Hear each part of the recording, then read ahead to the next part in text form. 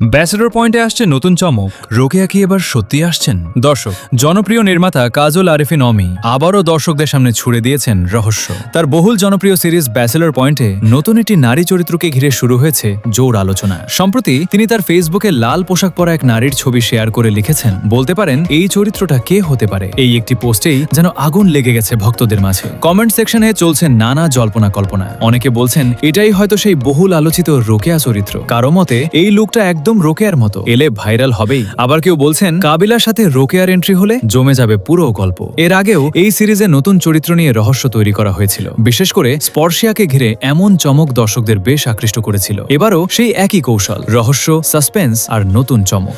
গত ঈদে ব্যাচেলর পয়েন্টের স্পেশাল পর্বগুলো দর্শকদের দারুণভাবে মাতিয়ে রেখেছিল। সেখানে দীর্ঘদিন পর ফিরে আসেন শামীম হাসান সরকার, যা ছিল বড় সারপ্রাইজ। এই সিজনে আরও অভিনয় করেছেন মারজুক রাসেল, জিয়াউল হক পলাশ, তৌসিফ মাহবুব এবং চাষী আলম। এখন প্রশ্ন একটাই, সত্যিই কি রোকেয়া আসছেন, নাকি আবারও নতুন কোনো টুইস্ট দিয়ে সবাইকে চমকে দেবেন নির্মাতা? উত্তর জানতে চোখ রাখতে হবে ব্যাচেলর পয়েন্টের পরবর্তী পর্বে।